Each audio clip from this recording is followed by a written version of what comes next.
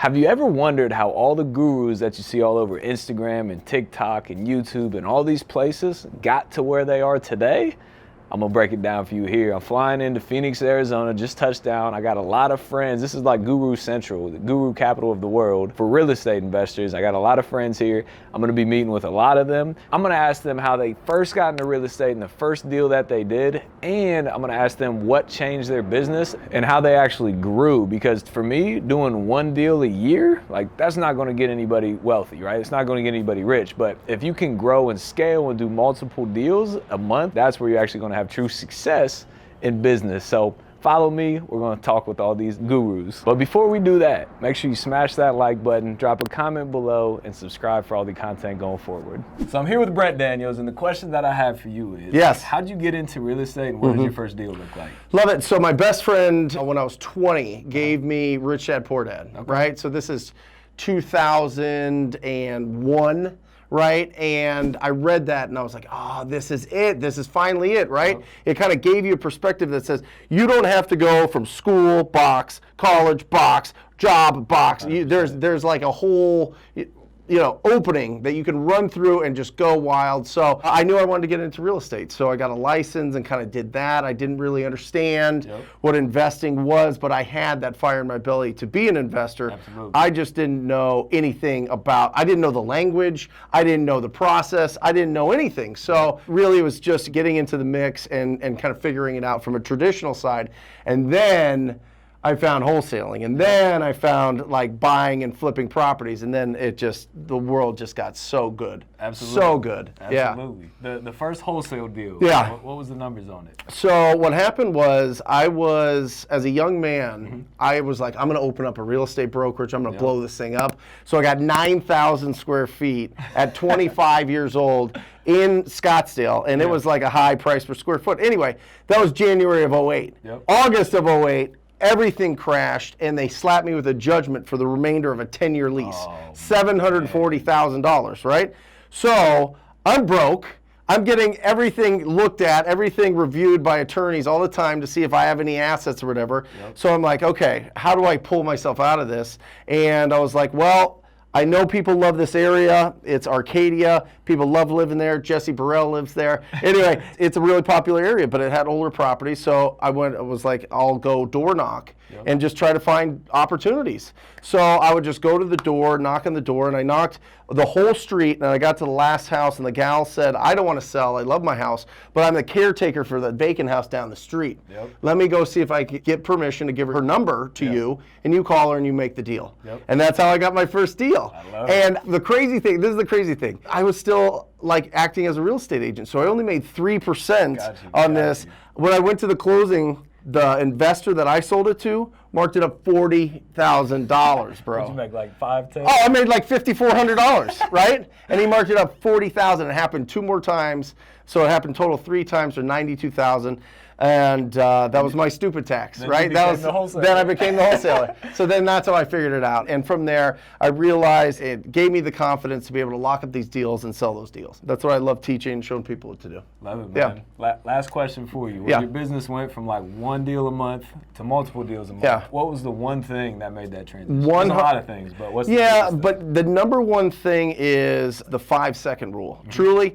Like, you get a phone number and an address, you have 5 seconds to call it. Don't overthink it. You know, if it's a lead, if it's a for sale by owner, if it's, somebody moving out of the house, you stop your car, you get out in 5 seconds. Like, you see an ugly house, you go and you hit that door. It's a 5-second. If you don't allow yourself to talk yourself out of it, that's how you go from 1 deal to 2 deals to 5 deals to 10 deals a month, because you're always talking to people. You're always having those quality conversations, and you're not letting the fear and the anxiety and anything else stop you. Analysis paralysis. That's it. I mean, it's either perfectionism, paralysis by analysis, or it's procrastination. Those are the 3 Ps that kill people. And as long as you know and recognize them, you know that you could beat them. For sure. Yeah. I love it, brother. Yeah, thank you. Yeah, this is awesome. So I'm here with Jamil Damji in his office here in Phoenix, Arizona. I'm sure a lot of you know him from all over the social media platforms. So the question that I have for you, how did you get into the real estate business, and then what did that first deal look like with profit-wise? Wholesale genie, baby. No, I'm kidding.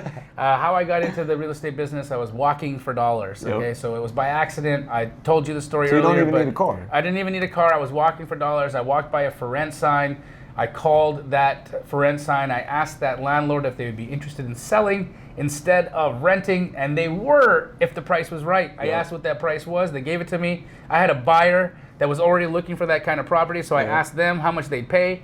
They told me $400,000. Yep. I go to that landlord. I said, "What would you sell for?" She said $350,000. I love it. So I had a $50,000 check on my first one. Actually, I paid some attorney fees, so it was like $48,000 and change. I love it. So that was my first deal, which was awesome, right? It changed the trajectory of my life. But how did I go from one deal to what we're doing now, Yeah. which is hundreds across the nation? Yep. So first things first, I focused on the other side of the street. Yep. So a lot of you guys that are doing wholesale, you're focusing on acquisitions. Acquisitions is amazing, it's sexy, it's beautiful, but it's a one-trick pony. Why? Yep. Because you can deal with a seller one time. Yep. Occasionally they have multiple properties, but normally one time. I focus on dispositions, meaning that I focus on relationships. Yep. So if I'm working with a wholesaler or an agent, or somebody brings me a deal, I can deal with that same person over and over and over and over and over and over again. Yep. So I can make one deal 100 deals. Yep. And that's essentially how we scaled our business. And from there, we franchised it nationally. So we're doing deals like this across the country. And that's the story. I love it, brother. Appreciate you, man. You got it. So I'm here with my guys, Carlos Reyes and Shal Shakir here in Phoenix, Arizona. Question I have for you: how did you get into real estate? How did you get that first deal, and how much money did you make on that first deal? Okay, well, first and foremost, I always wanted to be a real estate investor, but I was always broke, and I thought that you needed a license and money and credit. And then I read a $10 book, and it pretty much informed me that I did not need all of the above. Right? 2,400 bandit signs, 6 months. You put out 2,400 bandit signs? 2,400 bandit signs, 6 months. Holy moly! Okay. It was 100 bandit signs a weekend. That's crazy. Okay. In the back of a 2008 Nissan Rogue. I love it. I love it. So my first deal made $5,000, and then we invested most of that back into marketing, and we just took off from there. And you popped off another 60 after that. Yep. So we took $1,250 of that made 60, and then put another $1,250. It was a joint venture. We put $1,250, they put $1,250, $2,500 direct mail campaign made 60, $2,500 direct mail campaign made 30, and then put $7,500 into pay-per-click, and then we just almost 100 G's in a couple months. It was unbelievable. I love it. Never have seen that kind of money in my life. I love it, man. I love it. So going from the first couple deals to growing and being in an office with an entire team and cranking deals out left and right. I know there's a lot of things that got you there, but what's one thing that took you from a deal a month to 10, 20, 30 deals a month? What was the big differentiator there? Yeah, it's easy.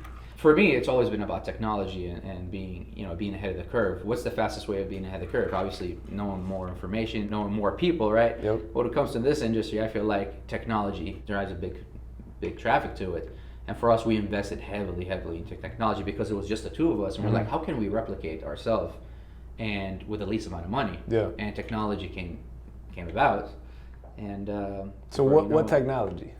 So in anything, if you could do something from A to Z that took you, let's say, a week to do, or a few days, or even a day, try to do it where it can do 10 times as much. Yeah. And it could be the smallest CRM system. It could be even macros, or some Excel sheets that has some engine behind it. It's called macros, or it could be anything. And nowadays it's normal to you, about cold calling, RVM, SMS, or like a CRM system that does automation and things like that. Most people use it nowadays. Yep. In the real estate back in the day when we started, Yellow notepad. it was sticky notes actually. Receipts. I remember one day, Carlos, we're looking for this Address. the seller, and we opened the window and the papers are flying from the back, and we couldn't find that piece of paper. It was like a note somewhere. Oh, that's tough. That was the pivotal point of like, we're not doing that no more. Now it seems normal, but I think just catching the right time and always trying to be ahead of the curve helps us. Systems, processes, which are repeatable, duplicatable things time and time again. Yeah. Yes, sir. It's always envision, build, systemize, delegate, and rinse and repeat for us. I So love I've it. done that. I love it. I love it. Appreciate you guys. Thank For you. sure. Thank you, brother. So we're getting ready to head out of Phoenix, Arizona. You know, met up with a lot of great people that I've met off of social media, met them for the first time. And one of the cool things that I learned from it is that a lot of these gurus came from the same places you and I came from. All of the gurus came from the same places you and I came from. You know, when I was younger, I always looked at some people and I was like, man, like, they're up on this pedestal and, you know, success might only be reserved for the rich and wealthy. Guess what? The way that they get rich and wealthy is by putting in the work and taking the risk and starting the businesses and doing all those things that you have to do to start having success in your life. So don't sit there and like look at people and think like, oh, I can't have that, because I promise you that you can have it if you put the work in. So if there's anybody else that you want to see on my YouTube channel, drop a comment below and let me know who you want me to get on here, and we'll make it happen. While you're down there, make sure you hit that like for the YouTube algorithm. It'd be greatly, greatly appreciated. Hit that subscribe and notification bell so you can get all this content going forward. And as always, appreciate you being here. We'll see you on the next trip.